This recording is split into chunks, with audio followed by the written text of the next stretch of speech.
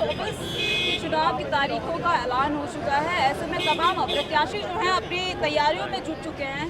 किस तरीके से तैयारी, क्या कुछ तैयारियां, क्या कुछ मुद्दे बात करने के लिए मेरे साथ अवधेश जी हैं। और सर बहुत बहुत स्वागत है आपका। लोकसभा चुनाव नज़दीक है, क्या कुछ तैयारियां चल रही हैं? आज प्रत्याशियों की घोषणा भी होने वाली है, तो पता चल रहा है समाजवादी पार्टी। ऐसा है कि मुझे माननीय राष्ट्रीय अध्यक्ष जी ने, आदरणीय अखिलेश यादव जी ने 6 महीना पहले जनपद अयोध्या की जो फैजाबाद लोकसभा सीट है, सारे देश और दुनिया में चर्चित है, बड़ा महत्वपूर्ण सीट है, वहाँ से उम्मीदवार बनाया है। और आपने पूछा तैयारियाँ क्या है, तो मैं तो 9 बार का विधायक हूँ, आज भी मिल्कीपुर से विधायक हूँ। और माननीय नेताजी आप दुनिया में नहीं है, उनकी कृपा से 4 बार कैबिनेट मंत्री, 2 बार राज्यमंत्री, 6 बार मंत्री। विधानसभा में मुझे सम्मानित होने का मौका 12 से 17 में भी और 22 में भी, इस समय जो भारतीय जनता पार्टी सरकार तो है। और इस चुनाव को जनता ने अपने हाथ में ले लिया। ये आज की डेट में ये चुनाव अवधेश प्रसाद का चुनाव नहीं, माननीय Akhilesh Yadav Samajwadi party India party का चुनाव नहीं हो गया है, बल्कि जनता ने अपने हाथ में चुनाव ले लिया है। और ये चुनाव बाबा साहब भीमराव अंबेडकर के संविधान को बचाने का चुनाव है, लोकतंत्र को बचाने का चुनाव है। और मतदाता जो है, उनका जो मतदाता मत देने का अधिकार है, उसको बचाने का अधिकार है। और इसी मुद्दे पर हमारे क्षेत्र की जनता ने फैसला ले लिया है कि हम हर हालत में अवधेश प्रसाद को लोकसभा 54 फैजाबाद जो जनपद अयोध्या में है, जहाँ की मर्यादाएं हैं, वहाँ पर हम इनको जिताएंगे। प्राथमिकताएं क्या होंगी सर? प्राथमिकताएं हमारी पार्टी की जो नीति है, बेरोजगारी को हटाने का, जवानों को रोजगार देने का, महंगाई खत्म करने का, और बाबा साहब भीमराव अम्बेडकर के संविधान को बचाने का, लोकतंत्र बचाने का, और गरीबी हटाने का, और भ्रष्टाचार हटाने का। ये तमाम जो जनता की मूल समस्याएं हैं। हमारे जनपद में तो बड़े पैमाने पर तोड़ फोड़ हुआ, उजाड़ा गया है। राम मंदिर बनवा रहे थे, उनको हम गुजरे हुए लोगों को बसाएंगे, और तमाम लोगों को जमीनें ली गई हैं उनको उचित मुआवजा देंगे। मुआवजा नहीं दिया गया, परेशान किया गया, ये सारा काम हम करेंगे। तो सर आप लोगों की एक मांग थी कि बैलेट पेपर से चुनाव हो, ईवीएम से ना हो, लेकिन इस बार जो चुनाव होने वाला है वो फिर से एक बार ईवीएम से ही होने वाला है। कैसे देख रहे हैं आप इस चुनाव को, और क्या ईवीएम पर सवाल उठाए जाएंगे? अगर कुछ ईवीएम खत्म होगा जब भारतीय जनता पार्टी की सरकार हटेगी, तो इस देश से ईवीएम हटेगा। ये चुनाव जनता ने अपने हाथ में लिया है।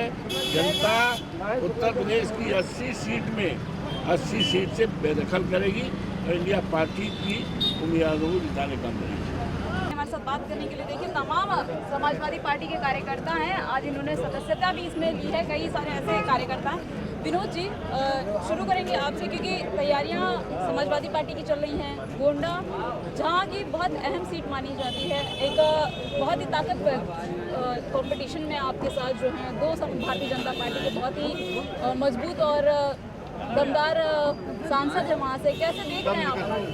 दम निकल गया, दबदबा पहले ही खत्म हो गया था, और आज तक उनको बाहरी कैंडिडेट मिलता रहा है। इसलिए वो षड्यंत्र करके कहें या कुछ सेटिंग और गेटिंग से वो चुनाव में बाहरी प्रत्याशी उतारते रहे और चुनाव जीत पाए हैं।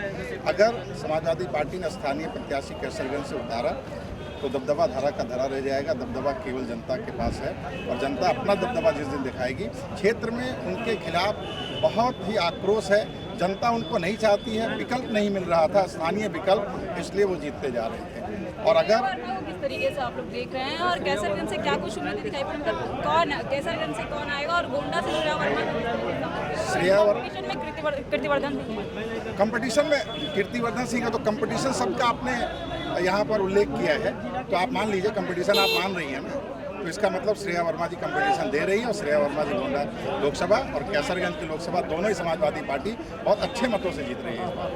आज अंदर आपने सदस्य की गिराई काफ़ी लोगों से क्या कुछ मुद्दे, क्योंकि समाजवादी पार्टी का जो पीडीएम फॉर्मूला है कैसे देख रहे हैं आप? देखिए, भारतीय जनता पार्टी के कार्यकाल में गोंडा में आया हुआ विश्वविद्यालय चला गया। भारतीय जनता पार्टी के कार्यकाल में आप अगर जानकारी लीजिए, हम गोंडा वाले मंडल में नहीं जाएंगे। आज भारतीय जनता पार्टी कहती है हम शिक्षा दे रहे हैं, स्वास्थ्य दे रहे हैं, हर जिले को एक विश्वविद्यालय नहीं दे सकती है। भारतवर्ष में 50 लाख की आबादी के एक जिला को एक विश्वविद्यालय नहीं बनेगा और 1.5 करोड़ के लोग एक विश्वविद्यालय में पढ़ेंगे तो शिक्षा का स्तर कहाँ जाएगा? और आप लोग जाके खबर लगाइए, आज चले जाइए गोंडा के जिला अस्पताल में पिछले 11 महीने से MRI और CT स्कैन की मशीन नहीं चल रही है।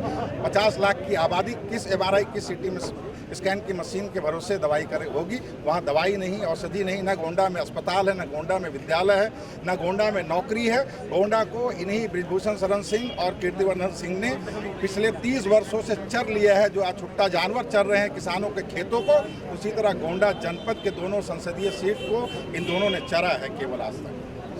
तो आप लोगों को डर नहीं है? नहीं, डर उन्हें होता है जो चोर होते हैं, जो चुरा के कहीं से लाए हैं। हम लोग अपना मेहनत करके खाए हैं, हर चीज़ का एक हिसाब है, तो उससे ED CPI का कोई डर नहीं है।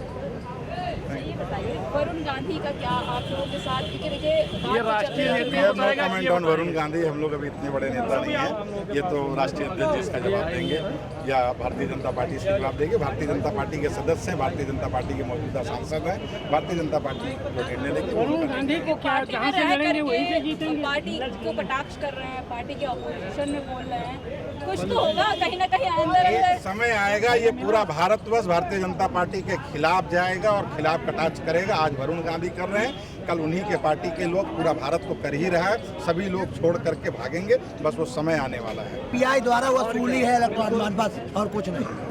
सिर्फ और सिर्फ जैसे कोई बिजनेसमैन है, जैसे कोई कंपनी है, तो मोदी जी की कितना देंगे ये बताइए? नहीं, बीजेपी वाले दे ही रहे हैं, आप लेंगे कितना? आप ये मुझे बताइए। आप बताइए ना, बिल्कुल दिया जाएगा। मीडिया से पूरा देश, मीडिया से और गोदी मीडिया से देश के पूरी जनता का विश्वास उठ गया है। चुनाव शुरू हो गए हैं, लागू हो गया संहिता, उसके बाद जो गरीब की झोपड़ी है वो तोड़ने का काम कर रही है। अवैध नजूल तो बताया जा रहा है, कहा जा रहा है अवैध नजूल है। नहीं, कौन कह रहा है? कहाँ प्रूफ है कि अवैध है?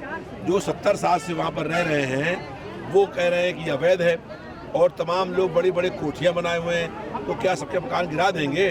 चुनाव शुरू हो गया है, जो भी कुछ कार्रवाई करनी है चुनाव के बाद करें। अब चुनाव के बीच में ये केवल जनता को डराने का, धमकाने का काम कर रहे हैं। हम लोग ये चाहते हैं जो लोग वहाँ पर रह रहे हैं उनको वहीं पर मालिकाना हक मिले। वो अकबर नगर की बस्ती है, वो एक बड़े बिल्डर के हाथ बेचने का काम हो रहा है। इनको खाली कराकर गरीब के मकान को, बड़े पैसे वालों को, बिल्डर लोगों को ये मकान जो ज़मीन है वो बेचने का काम हो रहा है। हम लोगों को कहना है कि जो लोग वहाँ पर रह रहे हैं उन लोगों को उसी स्थान पर मालिकाना हक मिले। जो उसका रेट है लिएगा उसके पैसे का भुगतान करने के लिए हम लोग तैयार हैं। भारतीय जनता पार्टी की सरकार जो है कहती है कि 400 पार, अगर हिम्मत है तो चुनाव करा लें बैलेट पेपर से, तो मालूम पड़ जाएगा उनको उत्तर प्रदेश में 80 में से 1 सीट नहीं मिलेगी। देखिए, ये भी हमारे साथ लोकसभा प्रत्याशी और लखनऊ से समाजवादी पार्टी के विधायक रविदास मलिक, उन्होंने बताया कि आप चुनाव के लिए किस तरीके से तैयारियां हो रही हैं, तमाम